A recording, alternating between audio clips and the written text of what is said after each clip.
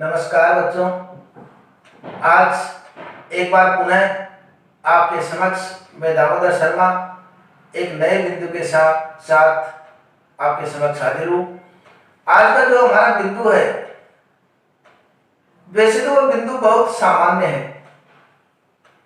लगभग बालक जन्म लेता है तब से वो बिंदु प्रारंभ हो जाता है और आगे तक जीवन पर्यंत वो बिंदु चलता है। पढ़ाई की दृष्टि से देखें तो हर कक्षा के अंतर्गत वो बिंदु हमारे काम का है और हम उसको खूब प्रयोग करते हैं वाक्य में या हमारे जीवन में खूब प्रयोग करते हैं उसका। लेकिन व्याकरणिक दृष्टि से वो क्या बिंदु है, उसका कैसे अध्ययन करना है, कैसे पढ़ना है, क्या क्या उसके प्रकार होते हैं, उन सब की जानकारी हम प्राप्त करेंगे। तो वह बिंदु हमारा भाषा। देखो, भाषा जो शब्द है, इस संसार में ऐसा कोई प्राणी नहीं है जो कि भाषा नहीं बोलता हो। हम बेजुबान जानवर मानते हैं कि जानवर बेजुबान होते हैं, लेकिन वह भी अपने माध्यम से कैसे भी अपने माध्यम से वो अपने मन के विचारों को दूसरों के समक्ष प्रकट कर देते हैं। छोटा सा बालक भी जो बोलना सीख रहा है, प्रयास कर रहा है, वह भी अपने माध्यम से, अपनी भाषा के माध्यम से कैसे भी दूसरे को समझाने का प्रयास करता है। तो ये भाषा जीवन में बहुत महत्वपूर्ण है। हर कोई व्यक्ति अपने अपने तरीके से भाषाएं बोलता है और उसका उद्देश्य है कि सामने वाले उसके हृदय के भावों को समझ सके। तो ये भाषा होती क्या है? देखो, व्यक्ति अपने हृदयगत भावों को, एक बार इसकी मूल रूप से वही बातें परिभाषा के रूप में सामान्य रूप से लिख देते हैं पर कि व्यक्ति अपने हृदयगत भावों को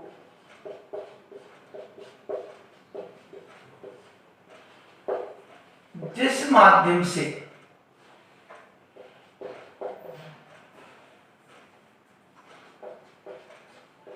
प्रकट करता है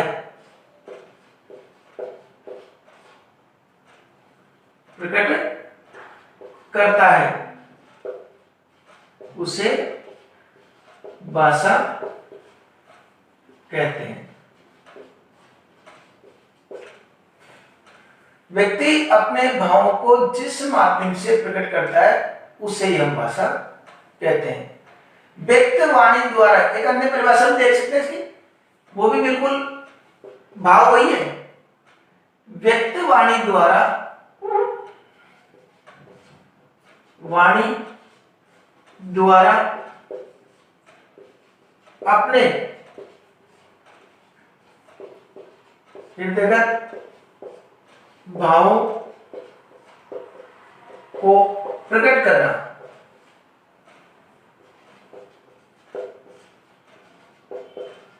भाषा कहलाता है।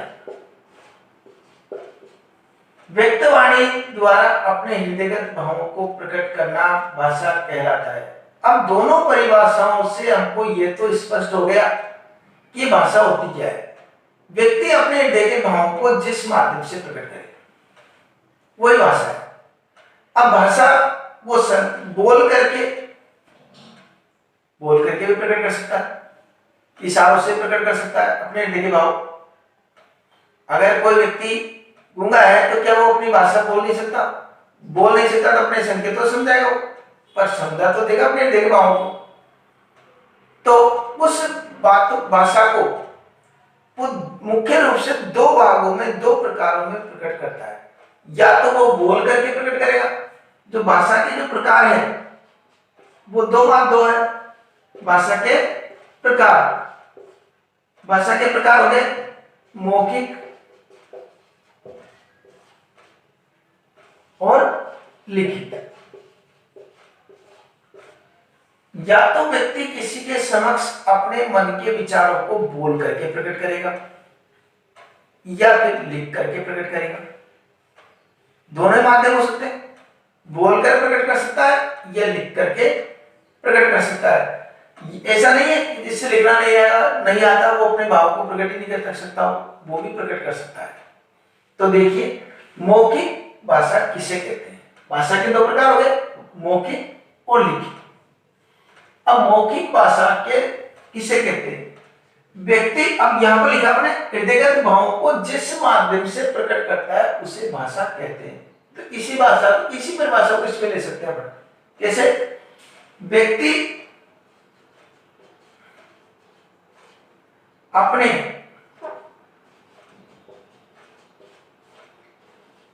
हृदयगत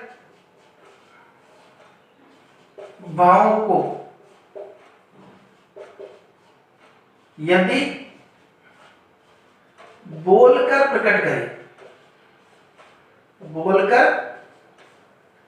करे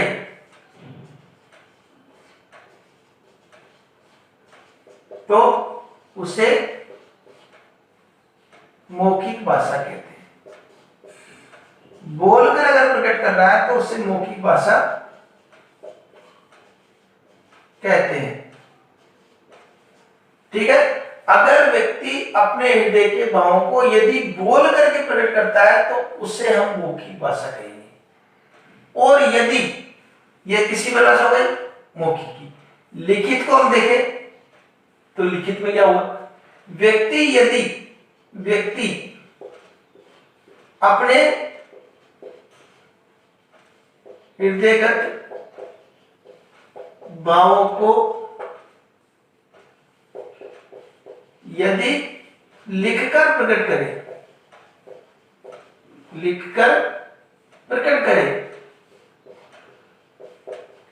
तो उसे लिखित भाषा कहते हैं। अगर लिख करके व्यक्त करता है तो उसे हम लिखित भाषा कहते हैं। और बोल करके यदि प्रकट करे तो उसे क्या कहेंगे? मौखिक भाषा। और जिस माध्यम से प्रकट करे वो हो गई भाषा की परिभाषा। ठीक है? प्रकार हमको याद हो गए, परिभाषा याद हो गई। अब वास्तव में लिखित और मौखिक में अंतर क्या होता है उस पर भी अपन चर्चा कर लेते हैं कि लिखित भाषा में और मौखिक भाषा में व्याकरणिक दृष्टि से अंतर क्या है, वो हम विश्लेषण करेंगे। तो पहले मैं इसको मिटाऊं, उसके पहले आप इसका स्क्रीनशॉट ले लीजिए। ताकि ये मिटा सकूं। ठीक है? अब इसको मैं मिटा देता हूं।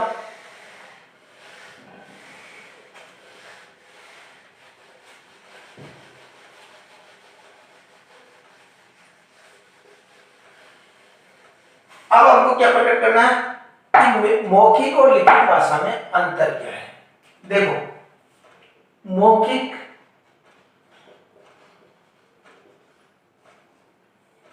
और लिखित भाषा में अंतर।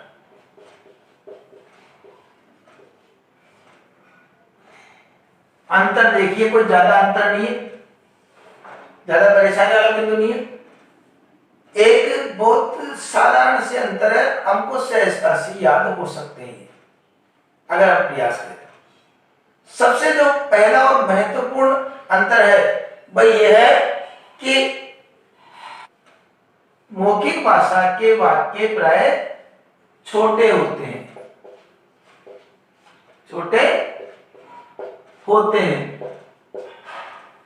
ठीक है? अब इसका मतलब ये नहीं है लिखित भाषा के वाक्य बड़े होंगे, बड़े भी हो सकते हैं। लिखित भाषा, इधर लिख दिया हमने लिखित भाषा का, लिखित भाषा के वाक्य बड़े भी हो सकते हैं। ऐसा नहीं बड़े हो गए, छोटे भी हो सकते हैं और बड़े भी हो सकते हैं, लेकिन मौखिक के वाक्य प्राय छोटे ही होते हैं। ठीक है? प्राय छोटे होते हैं। अब दूसरा एक चीज और है, दूसरा देखो, मौखिक भाषा कोई व्यक्ति बोलेगा, तो इसमें स्वाभाविकता होती है। क्या होती है? स्वाभाविकता होती है। इसमें क्या होती है? स्वाभाविकता। इसमें कृत्रिमता होती है।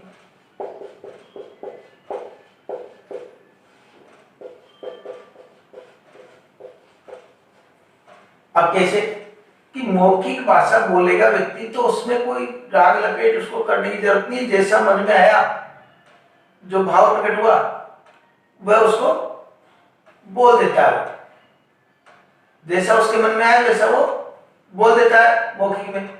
लेकिन लिखित भाषा में उसको लिखते समय बहुत कुछ ध्यान रखना पड़ता है। व्याकरण दृष्टि का उसको रहता है एहसास कि मैं जो लिख रहा हूं वो अन्य लोग उसको पढ़ेंगे, कई जगह पहुंच सकता है वो, इसलिए इसमें पूरा सचेत हो जाता है व्याकरण दृष्टि से और कुछ कृत्रिमता उसके अंदर ले आता है। लेकिन इसमें स्वाभाविकता झलकती है। ठीक है। तीसरा है कि मौखिक भाषा में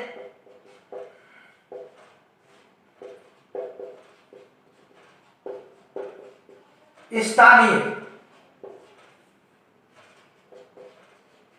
बोली का प्रभाव देखने को मिलता है। मौखिक भाषा में स्थानीय बोली के शब्दों का प्रभाव देखने को मिलता है। जैसे हम बोलते हैं वैसे लिख नहीं सकते। कोई से कहते हैं कि क्या हुआ, कैसे कि क्या बात हुई, सारी घटना सुनाइए, वो अपने शब्दों में सुना देता है शायद बात, और उससे कहे कि लिख के बताइए, तो लिखने में वो अपने हिसाब से तरीके से लिखेगा। वो ऐसे तो गांव की भाषा में बोल देगा वो, लेकिन जब लिखने कही जाए तो गांव की भाषा में नहीं लिखेगा वो शुद्ध हिंदी में या जो भी भाषा है वो उचित भाषा में सही तरीके से वो लिखेगा। इसमें ऐसा नहीं होता है। इसमें स्थानीय बोली का शब्दों का यह प्रभाव देखने को नहीं मिलता, ऐसा नहीं होता है। ठीक है। 3 अंतर हमने देख लिए। अब एक चीज और है कि जो ये परिवर्तनशील होते हैं,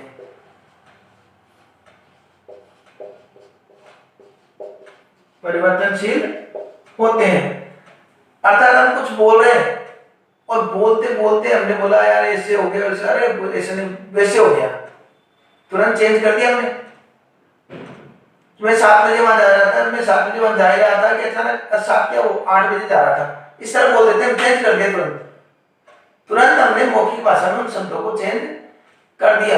लेकिन जब एक बार लिख दिया और पहुंच गई बात तो फिर वो अपरिवर्तनशील हो जाते हैं। तो इसके तो हम परिवर्तनशील कर देते हैं, परिवर्तन कर देते हैं, लेकिन ये हमेशा अपरिवर्तनशील रहते हैं, अपरिवर्तनशील रहते हैं। लिखित भाषा के जो में जो है शब्द अपरिवर्तनशील होते हैं, इनमें परिवर्तन नहीं किया जा सकता। ठीक है। अब अपरिवर्तनशील तो या फिर स्थायी तो, इसके परिवर्तनशील होते हैं, इसके स्थायी होते हैं। ठीक है। अब देखिए एक और कि मौखिक भाषा